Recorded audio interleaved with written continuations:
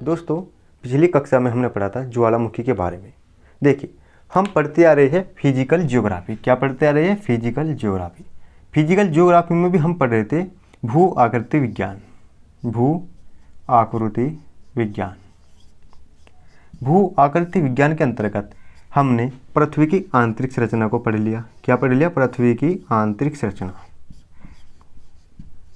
ये important topic था। इसके बाद हमने पढ़ा चट्टानें। क्या पढ़ा हमने? चट्टानें। आखिर पृथ्वी की चट्टानें कैसी है? आग्नेय, कायांतरित और अवसादी। इसके बाद हमने पढ़ा ज्वालामुखी। ज्वालामुखी से पहले हमने एक टॉपिक और कंप्लीट कर लिया था, वह था हमारा प्लेट विवर्तनिकी सिद्धांत। क्या था? प्लेट विवर्तनिकी थ्योरी यानी कि सिद्धांत। ये टॉपिक हमने पढ़ लिए। अब ध्यान सुनना, इस टॉपिक में इन टॉपिकों के क्या महत्वपूर्ण है हम समझाने की कोशिश करें। देखें, इस टॉपिक में हमें यूज करेंगे पृथ्वी की आंतरिक संरचना के और ज्वालामुखी का यूज करेंगे, साथ ही साथ हम प्लेट टेक्टोनिक सिद्धांत का भी यूज करेंगे। क्योंकि हम इसके बाद जो टॉपिक पढ़ रहे हैं वह टॉपिक है हमारा भूकंप। क्या टॉपिक है? भूकंप। ठीक है दोस्तों, तो मैं अपना परिचय देना चाहूँगा। तो नमस्कार दोस्तों, मैं हूं प्रशांत कुमार और आपका स्वागत करता हूं PKP STRG academy YouTube channel पर। यदि आप यूट्यूब चैनल पर नए हो यानी कि इस चैनल पर नए हो तो आप इस चैनल को सब्सक्राइब कर दीजिएगा और वीडियो अच्छी लगे तो लाइक कर दीजिएगा। और आप कमेंट में बताइए कि मेरा पढ़ाने का तरीका कैसा है, क्या मैं अच्छे से आपको कंटेंट दे पा रहा हूँ, कैसे, इस बारे में सब आप बताइए। एक और बात बताना चाहूँगा, देखिए इस बैच का नाम है हमारा, जो बैच का नेम है आप प्ले लिस्ट में भी जाके देख सकते हैं, उसका नाम है clear the concept. Clear the concept. तो हम इसी के अकॉर्डिंग चल रहे हैं। देखिए, हम जो अपनी यह कक्षा ले रहे हैं, हम ये मान के ले रहे हैं कि आपका किसी भी टॉपिक के प्रति अपना पूर्णतः ज्ञान नहीं है और उसकी समझ अच्छी नहीं है। क्योंकि यदि आप किसी चीज़ के प्रति समझ बनाना चाहते हो, पहले आप उसको समझें, बाकी हमें उसमें ऐड करना ही है। जैसे कि देखिए, यदि आप इसका टॉपिक का कंसेप्ट याद कर लोगे, आखिर ये हुआ क्यों, कैसे हुआ, क्यों हुआ, किस कारण हुआ, ये यदि आप जान लोगे, फिर उसमें तुम्हें ऐड क्या करना है? फैक्ट। फैक्ट में ऐड करना, जैसे कि भारत की सक्रिय ज्वालामुखी का क्या नाम है, चिली में पाई जाने वाली सक्रिय ज्वालामुखी का क्या नाम है, प्रशांत महासागर के तटों में पाई जाने वाली जो श्रृंखलाएं है उसको क्या कहते हैं। इसके बारे में जब हम जानेंगे तो क्या है ये फैक्ट। आप फैक्ट के लिए क्या कर सकते हो? मेरी शॉर्ट्स वीडियो देख सकते हो। जो मेरी शॉर्ट्स वीडियो है आप उसमें जाइए, ये आपको सब फैक्ट मिलेगी। लेकिन आप क्योंकि क्लियर द कंसेप्ट के तहत पढ़ रहे हैं तो आपको केवल यहाँ कंसेप्ट क्लियर करा जाएगा। तो अब आते हैं हम अपने मेन मुद्दे पर। हम पढ़ रहे थे भूकंप, क्योंकि अब अगला टॉपिक हमारा भूकंप।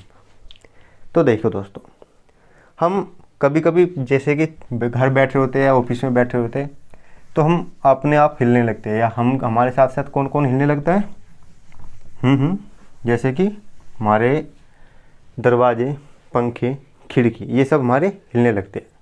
ये आखिर क्यों हिलते हैं? कहीं कुछ हलचल हो रही होगी तभी हिलेंगे, या किसी और कारण से। देखो, हम कहते हैं कि यदि पंखे हिल रहे हैं कि भूकंप आ गया। भूकंप की हम मेन डेफिनेशन की बात करें तो देखिए, भूकंप कुछ नहीं है। भूकंप क्या है? पृथ्वी की सतह का हिलना। क्या है भूकंप? पृथ्वी की सतह का हिलना। सतह का हिलना, ये हमारा भूकंप है।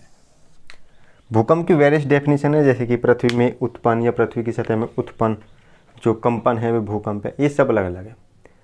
अब बात करते हैं भूकंप की स्रोत की। भूकंप आखिर क्या है और कहाँ उत्पन्न होता है? भूकंप क्या है तो मैंने आपको बता दिया कि भूकंप एक प्राकृतिक अथवा मानवीय घटना है जिसके तहत हमारी धरातल की जो ऊपरी सतह हिलने लगती है। ठीक है, मैंने इसमें शब्द यूज भी किया एक मानवीय है। तो देखना, इसके बारे में मैं तो अभी बता दूँ, चलो आगे क्या बताता हूँ। मानवीय शब्द इसलिए यूज किया क्योंकि जब तक हमारा साइंस ने इतनी प्रगति नहीं की थी तब तक जो हमारे भूकंप आते थे वे प्राकृतिक हो करते थे। लेकिन जब से साइंस ने प्रगति की तब से हमारे भूकंप कैसे हो गए? मानवीय। अब आप सोच रहे हो मानवीय भूकंप कैसे हो सकता है? देखिए बिल्कुल बेस्ट एग्जांपल जो हाइड्रोजन बम, परमाणु बम। यदि हाइड्रोजन बम का आप कोई परीक्षण करें अथवा परमाणु बम का कोई परीक्षण करें तब क्या है? भूकंप की उत्पत्ति होगी। क्योंकि ये कोई बाहर से एलियन ने तो आके नहीं किए, या प्रकृति ने खुद हाइड्रोजन बम के लिए बनाई, नहीं, ये हमने खुद किया, तो यानी हमारे द्वारा बनाई गई। और यदि हम बांध की बात करें, बांध यदि बहुत बड़ा बांध बना दिया जाए तो उसके कारण भी भूकंप की घटना होती है। ये कौन कौन से कारण थे? मानवीय कारण। इनके बारे में आगे चर्चा करेंगे। फिलहाल हम बात कर रहे थे भूकंप के अगले जो एक्सेप्ट के बारे में कि इसकी उत्पत्ति कैसे होती है। देखिए भूकंप की उत्पत्ति, आप हेडिंग डाल लीजिए उत्पत्ति। भूकंप की उत्पत्ति। भूकंप की उत्पत्ति मेनली किन कारणों को होते हैं? मेनली है प्लेटों के कारण। प्लेटों के कारण उत्पत्ति। अब आप सोचोगे प्लेटों के कारण उत्पत्ति कैसे? आपने यदि मेरी पिछली वीडियो देखी होगी जिसमें मैंने आपको प्लेट टेक्टोनिक थ्योरी बताई, उसमें मैंने आपको बताया था कि हमारी जो पृथ्वी है इसमें लगभग 7 से 8 जो बड़ी प्लेटें हैं और लगभग 100 से अधिक छोटी छोटी प्लेटें हैं, जो क्या कर रही है? हमारे दुर्बलता मंडल पर तैर रही है। क्या कर रही है? दुर्बलता मंडल पर तैर रही है। अब यदि ये प्लेट आपस में टकराए अथवा नॉर्मल घिसे, एक दूसरे को घिस के चले या फिर एक दूसरे हटे, तो क्या होगा? जहाँ प्लेटों में संचरण उत्पन्न हुआ वहीं क्या होगा? भूकंप की उत्पत्ति होगी। देखना, यदि मैं इसी के बारे में थोड़ी डिटेल में देखना चाहूँ तो हम यदि बात करें, एक प्लेट यह है, पहला कंडीशन, एक प्लेट ये हो चुकी और एक प्लेट यह है। यदि इस प्लेट की गति इस साइड है और इस प्लेट की गति इस साइड है, ये प्लेट 1 है, ये प्लेट 2 है, होगा क्या? जैसे ये प्लेट आपस में मिलेगी तो वो वैसी बात है, जिसका घनत्व अधिक होगा वो अंदर की तरफ प्रवेश करेगी, यानी कि इसका दूसरा चित्र मैं बना दूं ऐसा।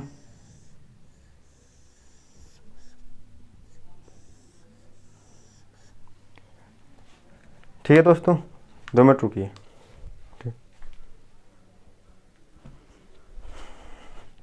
तो दोस्तों मैं बात कर रहा था प्लेटों के बारे में। देखिए यह प्लेट इसके अंदर छेपित हो गई और यह प्लेट इसके अंदर इसके ऊपर आ गई। अब जहाँ 2 प्लेटें आपस में टकराई, छेपित हुई, इससे क्या हुआ? एक धक्का लगा। जहाँ प्लेटों पर धक्का लगा, क्योंकि हम यहाँ रहते हैं इसके ऊपर, तो हमें क्या महसूस हुआ? एक झटका। वह झटका क्या है? भूकंप है। चलो जी, ये तो पहली कंडीशन थी। यदि दूसरी कंडीशन की बात करें, एक प्लेट इस साइड है, प्लेट 1, और एक प्लेट इस साइड है, प्लेट 2। अब यदि प्लेट आपस में दूर हटनी शुरू हो जाए, कैसे दूर हटनी शुरू हो जाए? जब प्लेट एक स्थान से दूसरे स्थान तक ही चलेगी तब भी हम क्या महसूस करेंगे? भूकंप की घटनाएं। क्योंकि आप एक अनुमान लगा लीजिए, जब आप ट्रेन में बैठे होते हैं, जैसे ही ट्रेन आगे नहीं चलने शुरू होते हैं, आपको क्या महसूस होता है? झटका। ऐसे ही हम एक ट्रेन रूपी प्लेट में बैठे हुए और जैसे ही प्लेट खिसकती है क्या होता है? हमें झटका महसूस होता है। यह भी कहीं ना कहीं भूकंप का ही उत्पत्ति के बारे में बताता है। चलिए तीसरी बात करते हैं हम प्लेटों के रगड़ने से, यानी कि एक प्लेट ये ले लीजिए हमने और एक प्लेट ये ले ली। इस प्लेट की दिशा नीचे में है और इस प्लेट की दिशा ऊपर की ओर है। जब ये 2 प्लेट आपस में ऐसे रगड़ कर चलेगी तब किसकी उत्पत्ति होगी? तब भी भूकंप की उत्पत्ति होगी। ये बात कहते हैं प्लेटों के कारण भूकंप की उत्पत्ति की। चलो जी, ये भी बहुत अच्छी बात थी। अब हम उत्पत्ति के बारे में दूसरा क्रम पढ़ेंगे, जो है ज्वालामुखी। ज्वालामुखी भी एक भूकंप का बहुत अच्छा स्रोत है। यानी कि भूकंप यदि प्लेटों को मान लिया जाए तो प्लेटों के कारण भी ज्वालामुखी का उत्पत्ति होती है और ज्वालामुखी भी भूकंप की बहुत अच्छी तरह स्रोत है। देखिए आप इस चित्र को बना लीजिएगा। यदि चित्र में आपको नाम लिखना बताऊं तो देखिए, ये हमारी अभिसारी प्लेट है, ये हमारी अपसारी है, कैसी है, अपसारी, और तीसरी जो मैंने आपको बताई है संरक्षी। यदि आप इनको डिटेल में जानना चाहो तो आप मेरी पृथ्वी की आंतरिक संरचना के साथ साथ कौन सी प्लेट विवर्तनी के सिद्धांत को अच्छे से देखना। ये वीडियो मैंने आपको बना कर दे चुका मैं, क्योंकि आपके मन में सवाल आएगा ये पागलों की तरह इस साइड दूर क्यों जा रही है, वापस क्यों आ रही है, ऐसे क्यों चल रही है, उसमें मैंने आपको अच्छी तरह समझाया है। ठीक है दोस्तों, चलो जी अब देखते हैं दूसरे उसमें ज्वालामुखी के कारण।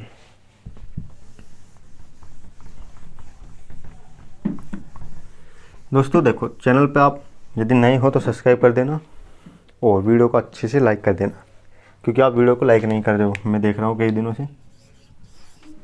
लीजिए ज्वालामुखी, ज्वालामुखी के कारण उत्पत्ति।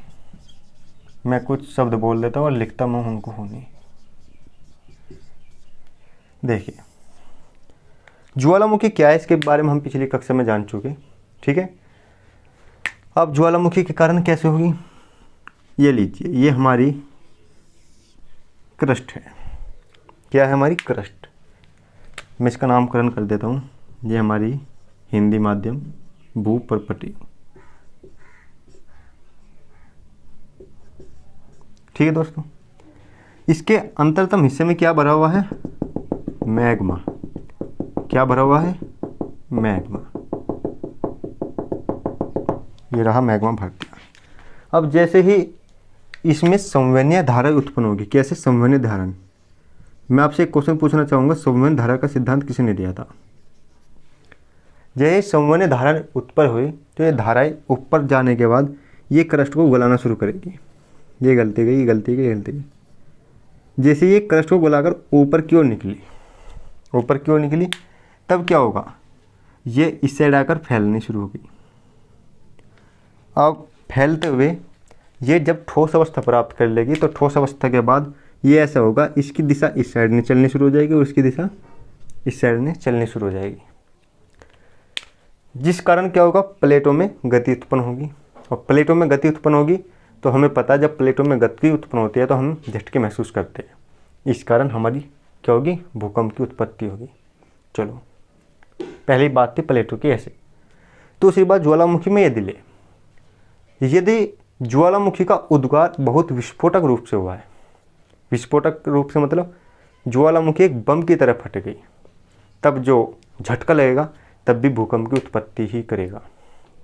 ये थी हमारी ज्वालामुखी के कारण उत्पत्ति की, क्योंकि हम समझाना चाहते थे कि जो हमारी भूकंप की उत्पत्ति है किसके कारण हुई, ज्वालामुखी के कारण। चलो अब भूकंप के बारे में कुछ अलग बात सीखते हैं। हमने अब लोग पढ़ा सामान्य परिचय था ये भूकंप का, अब हम पढ़ते हैं इसके बारे में आगे टॉपिक। उत्पत्ति के बाद भूकंप की सामान्य परिचय। देखिए मैं हेडिंग डाल देता हूँ, भूकंप का सामान्य परिचय। सामान्य परिचय। देखिए दोस्तों, सामान्य परिचय में यदि मैं बात करूँ, यदि मैं ये अपनी ये पृथ्वी मान लो, ठीक है, पृथ्वी में यदि चलो भूकंप इस हिस्से से उत्पन्न हुआ, इस हिस्से से जैसे भूकंप उत्पन्न होगा तो इससे कोई तरंग नहीं निकलेगी, कोई तरंगे ही निकलेगी। ये तरंगे कैसी होगी, अब मैं आपको जूम करके बता दे रहा हूँ। देखिए अब मैं पूरे इस सिस्टम को एक अलग चित्र लेकर बना रहा हूँ। ये रहा मेरा नया चित्र, ये रहा चित्र। यदि ये दो प्लेटें इस स्थान पर आपस में घर्षित होती है, टकराती है या अलग हटती है, ठीक है ना, इस स्थान से, तो इस स्थान पर जब कंपन उत्पन्न होंगे तो यही कंपन भूकंप की उत्पत्ति करेगा। समझने की कोशिश करना। जैसे ये प्लेट इस स्थान पे तो टकराती है या इससे हटती है या फिर घिसती है ऐसे, तो जहाँ कंपन हो गए उस कंपन को कहेंगे हम इसका उद्गम केंद्र। क्या है? उद्गम केंद्र। अर्थात यहाँ से ही क्या होगा, हमारे भूकंप की उत्पत्ति होगी। बिल्कुल राइट। भूकंप की उत्पत्ति तो यहाँ से हुई, लेकिन हम तो ऊपर रहते हैं यहाँ, राइट। यहाँ कैसे पहुँचेगा? देखिए, यहाँ पहुँचने के लिए भूकंप अपने एक तरंगे का निर्माण करेगा, ऐसी ऐसी तरंगे। ये तरंगे जहाँ सबसे पहले पहुँचेगी उस स्थान को कहेंगे हम इसका एपिसेंटर। क्या कहेंगे हम इसको? एपिसेंटर। यहाँ सबसे पहले तरंगे पहुँची। देखिए, एपिसेंटर हमेशा उद्गम स्थान के लंबवत होता है। कहाँ होता है? उद्गम स्थान के लंबवत। ये देखिए, यदि मैं ऐसे बना दूं तो इसके लंबवत है, उद्गम स्थान के लंबवत। दूसरी बात, जहाँ से भूकंप की उत्पत्ति हो रही है, कहाँ से? उद्गम केंद्र से। तो भूकंप द्वारा जो उद्गम केंद्र द्वारा जो उत्पत्ति हुई किरण, जो उनकी किरणों की उत्पत्ति हुई, वे किरण एक न्यूनतम पाथ को तय करेगी। न्यूनतम पाथ यानी कि एक विस्थापन तय करेगी। वही विस्थापन एपिसेंटर होता है। समझाने की कोशिश करता हूँ। देखिए, ए नाम का व्यक्ति, उसको बी पोजीशन पर जाना है, यानी कि ए पोजीशन से किसी व्यक्ति को बी पोजीशन पर जाना है। यदि मैं नॉर्मल बात करूँ तो पहले ऐसे गया, फिर ऐसे गया, फिर ऐसे गया, फिर ऐसे गया, फिर ऐसे गया, फिर ऐसे। या मान लिया 1 किलोमीटर ऐसे गया, 2 ऐसे गया, 1 ऐसे गया, 2 ऐसे गया, और 2 ही ऐसे गया, 3 ऐसे गया और 1 ऐसे गया। टोटल चेक करना कितने किलोमीटर है? 1 3 4 6 और 10 11 12, टोटल बैठे 12 किलोमीटर। Very good. यदि मैं इस व्यक्ति को एक हेलीकॉप्टर दे दूँ तो क्या आप बता सकते हो हेलीकॉप्टर से ऐसे ही चलेगा वो? नहीं तो ना, दिमाग में आपका सीधे। राइट। इसने क्या किया? इसने अपने एक्सिस के लंबवत ही गति करी, यानी कि एक न्यूनतम पाथ तय करा इस व्यक्ति ने ए स्थान से बी तक जाने में। उसी प्रकार जो हमारी जो भूकंप की जो तरंगे हैं वे उद्गम स्थान से जहाँ ही पहले टकराई, और यदि उसका टकराना लंबवत है तो उसको कहेंगे हम एपिसेंटर। जिस बिंदु पर वह टकराई वह बिंदु होगा उसका एपिसेंटर का। चलो जी, हम बात कर रहे थे भूकंप की तरंगों के बारे में। भूकंप की तरंगे कौन कौन सी है, तो आप इसको एक बार चित्र से बना लेना। देखिए, जब कहीं भूकंप उत्पन्न होता है तो भूकंप मेनली 2 तरंगे उत्पन्न करता है। कितनी? 2। कौन कौन सी तरंगे उत्पन्न करता है? यानी कि मैं बात करूं भूकंपीय तरंगों के बारे में।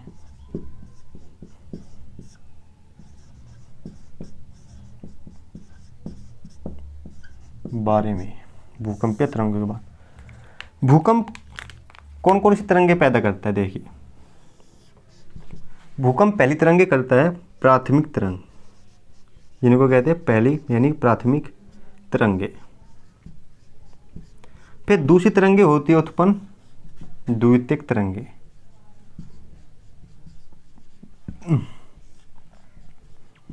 द्वितीयक तरंगे। चलो जी, अब इनकी बात करते हैं प्राथमिक तरंगे क्या है।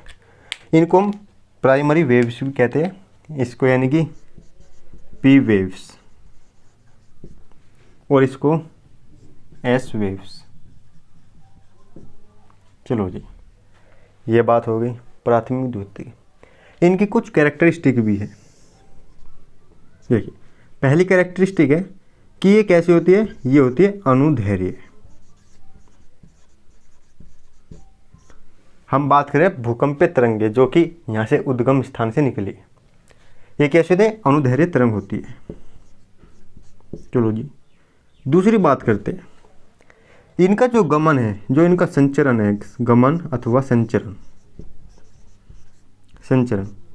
वह है ठोस प्लस द्रव में। किस किस में है? ठोस और द्रव में। चलो जी, तीसरी बात करते हैं। जो इनकी स्पीड है यानी कि इनकी गति है, इनकी गति सबसे अधिक होती है किसमें? ठोस में। कितनी? लगभग 8 किलोमीटर प्रति सेकंड। कितनी होती है?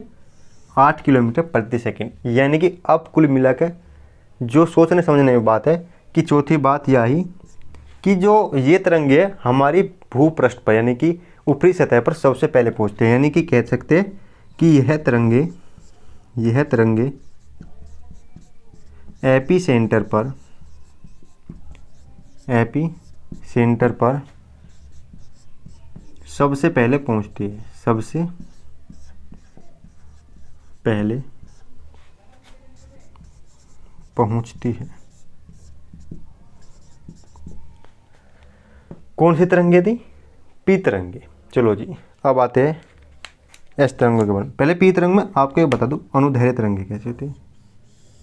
देखिए, अनुदैर्घ्य तरंगे यानी कि ध्वनि की तरंगे, यानी कि इसको लिख दूं, ये कैसी तरंगे होती है? ध्वनि जैसी तरंगे होती है, ध्वनि जैसी।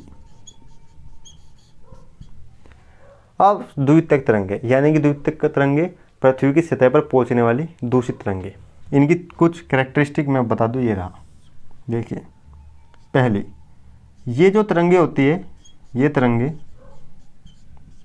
अनुप्रस्थ होती है। कैसी होती है? अनुप्रस्थ। यानी कि इनकी जो कैरेक्टरिस्टिक होती है कैसी होती है? प्रकाश की तरंगों के, प्रकाश की तरंगों के जैसे। चलो जी, दूसरी बात, इनका जो गमन अथवा संचरण कैसे होता है? देखिए, इनका गमन केवल किस में होता है? ठोस में होता है।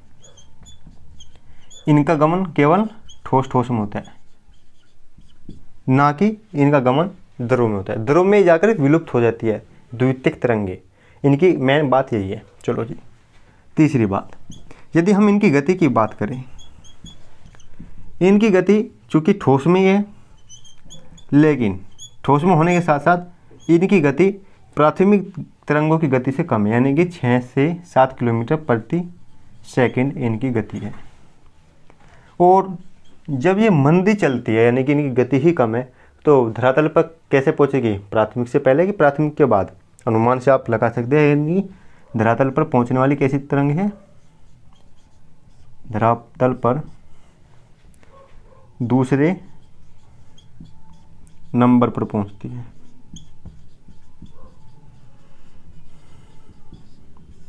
चलो जी, ये थी जो तरंगों की बात कर रहा था मैं उद्गम केंद्र से। अब जैसे ही ये तरंगे एपिसेंटर पर पहुंची, उस तरंगों को कहा धरातलीय तरंग। क्या कहा? धरातलीय तरंग। उन तरंगों की जो बारे में बताया था एक लव महोदय हुए, जो भूवेत्ता हुए लव महोदय ने धरातलीय तरंग के बारे में बताया। उसी के स्थान पर हम कहने लगे उनको एल वेव। क्या कहना शुरू कर दिया हमने? L wave.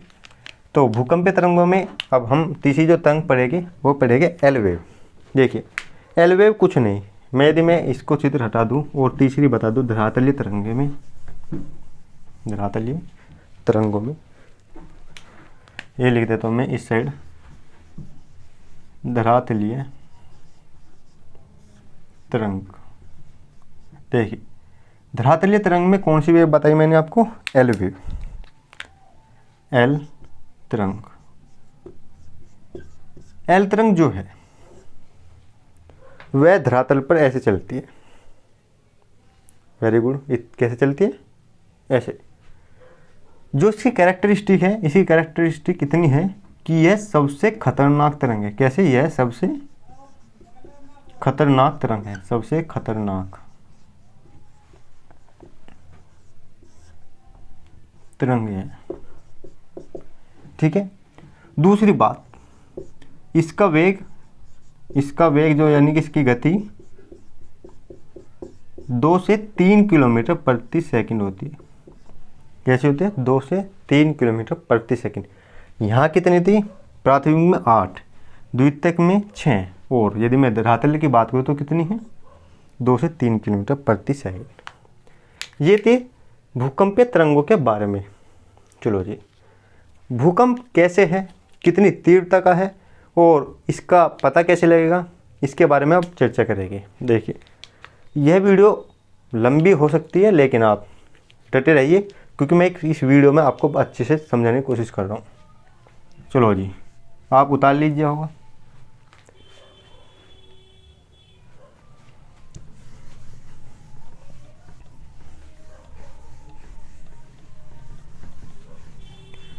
आप इस चैनल को सब्सक्राइब कर देना और अपने उन दोस्तों को बस शेयर करना जो वास्तव में पढ़ने के इच्छुक है, ठीक है ना। चलो जी, देखिए इसके बारे में यदि मैं भूकंप के अलग और बात करूं, भूकंप में ही देखिए, आपने सुना होगा न्यूज़पेपर में या न्यूज़ में, कभी भी न्यूज़ चैनलों पर, कि हमारे दिल्ली में 5 रिएक्टर का भूकंप की तीव्रता नापी गई, यानी कि भूकंप की तीव्रता मापी गई। यानी कि एक बात हो रहे थे, इसकी तीव्रता मापने का जो यंत्र है, तीव्रता मापने का यंत्र,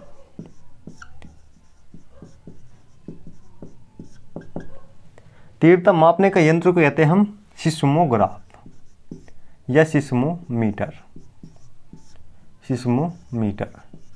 और वो वह मीटर जो ग्राफ बनाता है उसको कहते हैं सिस्मोग्राफ। चलो जी, दूसरी बात देखते हैं भूकंप के बारे में। दूसरी बात, इसकी इंटेंसिटी यानी कि तीव्रता, जो पैमाना है, पहला पैमाना है तीव्रता के लिए मापने के लिए रिएक्टर या रिक्टर, रिक्टर पैमाना है। और दूसरा पैमाना है हमारा मर्केली, मर्केली। ये अंग्रेजों के नाम थोड़े से अजीब गरीब होते हैं, कोई बात। देखो, रिएक्टर पैमाना एक गणितीय पैमाना है, गणितीय पैमाना है, और यह एक क्षति को बताता है, क्षति को बताता है। कौन सा? मर्केली पैमाना। चलो जी, देखिए रिएक्टर जो पैमाना है, मैं इधर लिख देता हूँ रिएक्टर पैमाने के बारे में, रिक्टर पैमाना, सॉरी मैं रिएक्टर कह रहा हूँ बार बार, रिक्टर पैमाना। रिएक्टर पैमाने में 0 से 10 तक अंक होते हैं। कैसे होते हैं? 0 से 10 तक अंक होते हैं। और प्रत्येक एक अंक की वृद्धि में, यानी कि मैं लिख दूँ यदि प्रत्येक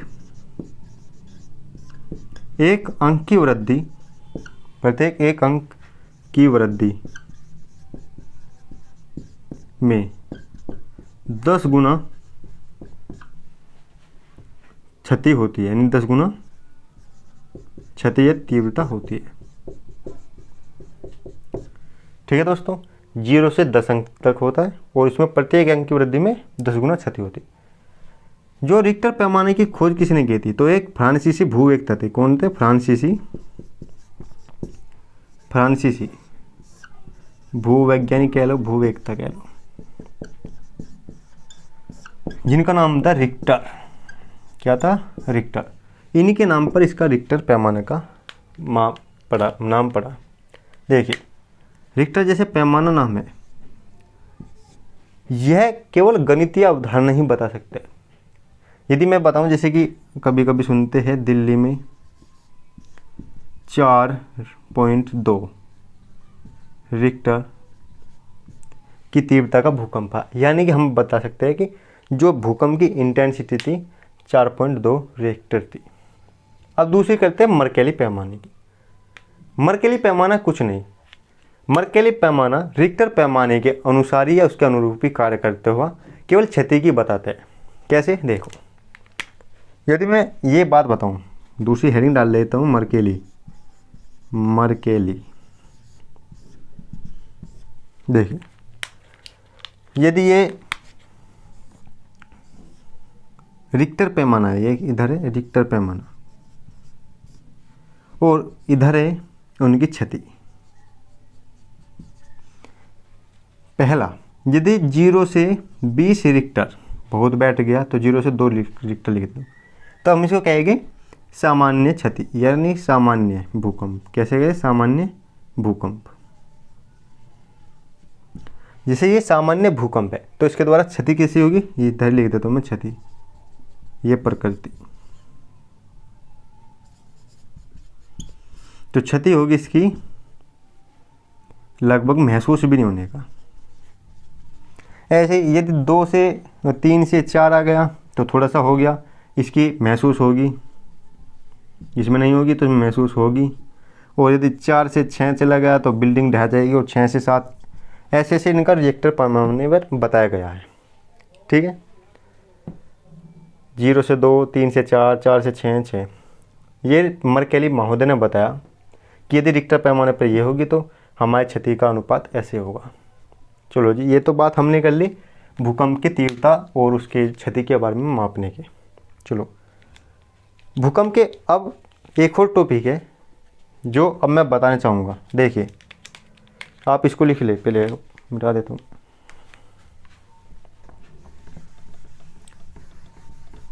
दोस्तों, केवल यहाँ कंसेप्ट ही बताया जा रहा है, आप फैक्ट की चिंता ना करें। फैक्ट मैं आपको शॉर्ट्स में दे दूँगा, आप केवल शॉर्ट्स देखिए। दोस्तों चलो अब बात करते हैं अलग बात थोड़ी सी भूकंप के बारे में। भूकंप एक अच्छा टॉपिक है जो बहुत ही बेस्ट। देखिए, यदि मैं पृथ्वी की ऐसी सतह बना लूँ, भूकंप की भी कुछ अलग अलग अपनी प्रकृति है। यदि इसका उद्गम केंद्र यहाँ है F1 स्थिति पर, एक उद्गम केंद्र F2 स्थिति पर हो गया और एक उद्गम केंद्र F3 स्थिति पर हो गया। पहले आप समझिए, इसके द्वारा मान लिया ये 50 किलोमीटर है, ये 100 किलोमीटर मान लीजिए, ये 700 किलोमीटर मान लीजिए। चलो, यहाँ से धरातल पर पहुँचने में जो कितना समय लगेगा, कम। इसका प्रकोप कितना होगा, यानी कि यहाँ इसकी जो क्षति होगी कितनी होगी, अधिक होगी कम होगी। दूसरे में बात आई है F2 के कारण और F3 के कारण। समझने की कोशिश करते। आप एक बात मानिए कि आप जैसे बैठे हैं, बैठे के मेरी तरह मान लो, मेरा पेट ले लो। यदि आप इसमें सीधा मारोगे मेरे पेट में तो मेरे दर्द होगा, बिल्कुल डायरेक्ट होगा, क्योंकि मैं अभी F1 स्थिति की बात कर रहा हूँ। मैंने एक तकिया लगा लिया, अब आप उसमें खूब ऐसे मारो तब मुझे दर्द होगा? हाँ होगा, लेकिन पहले की अपेक्षा कम होगा, होगा जरूर। ऐसे में एक और तकिया लगा लिया, तब मारो, जैसे मारोगे तो मुझे थोड़ा सा महसूस होगा, लेकिन इतना नहीं। तो ये इनकी गहराइयों के आधार पर भी भूकंप का कुछ बताया गया। देखिए, यदि भूकंप की उत्पत्ति 0 से 50 किलोमीटर गहराई के बीच होती है, वे कैसे भूकंप कहलाते हैं? सामान्य भूकंप। कैसे? सामान्य भूकंप। सामान्य भूकंप जैसे कि हम देखते रहते हैं। और यदि ये 50 से 250 किलोमीटर के अंदर हो, तब उनको कहते हैं हम मध्यवर्ती भूकंप। क्या कहते हैं उनको? मध्यवर्ती भूकंप।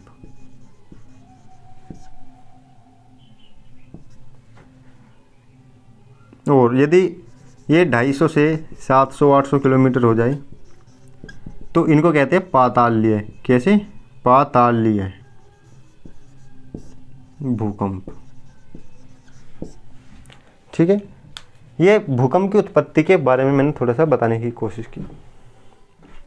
अब मैं आपसे एक क्वेश्चन पूछूंगा, आपको इनका आंसर लाना है, ढूंढूंगा। देखिए, ये यदि हमारी पृथ्वी की सतह है, ये पोजीशन P1 है, ये पोजीशन P2 है और ये पोजीशन P3 है। ठीक है, तो क्वेश्चन नंबर 1, यदि P1 व P2 व P3, P1 P2 व P3 पर सुबह 7 AM पर भूकंप आता है तो यह कैसा होगा? यानी कैसा होगा इसका मतलब बता रहा हूँ मैं। यह रेखा में कौन से वाला होगा, आपको एक बताना है। दूसरा क्वेश्चन, दूसरा नंबर ये है, यदि इनकी तीव्रता भिन्न हो,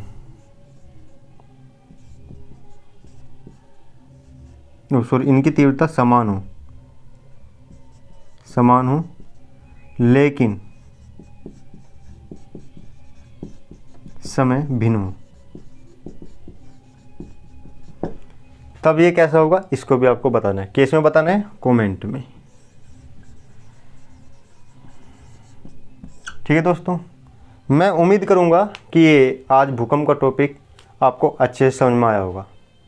देखिए वैसे तो इसमें अलग सा टॉपिक है एक, इसकी जो विशेषताएं है, विशेषताएं में क्या है, इसके द्वारा की गई क्षति। तो भूकंप हमारे लिए कभी लाभदायक नहीं हुआ, तो आप समझ सकते हो।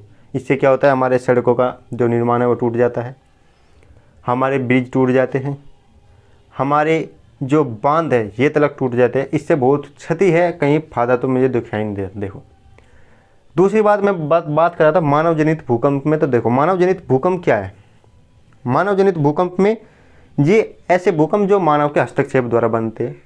परमाणु बम बना दिया हमने, परमाणु बम का विस्फोट कर दिया तो एक धरातलीय तरंग उत्पन्न हुई, क्योंकि उसमें अंदर का तो कोई मैटर नहीं है लेकिन धरातल से तो है। तो उसके जो मानव निर्मित ज़्यादातर भूकंप धरातलीय तरफ भूकंप ही होते हैं। यह बात इतनी नोट कर लीजिएगा, कभी कभी पूछ ले जाए तो जो मानव निर्मित भूकंप है ज़्यादातर धरातलीय भूकंप ही होते हैं। इसमें एस और पी वेव का लेना देना कुछ नहीं है। चलो जी, इसी के साथ मैं मानता हूँ कि आपको ये वीडियो अच्छी लगी होगी। यदि आपको वीडियो अच्छी लगी तो इसको लाइक करिए और अपने दोनों दोस्तों को शेयर करिए, वही दोस्त जो वास्तव में रियल में पढ़ना चाहते हैं। और इस चैनल को सब्सक्राइब करिए। धन्यवाद। जय हिंद, जय भारत।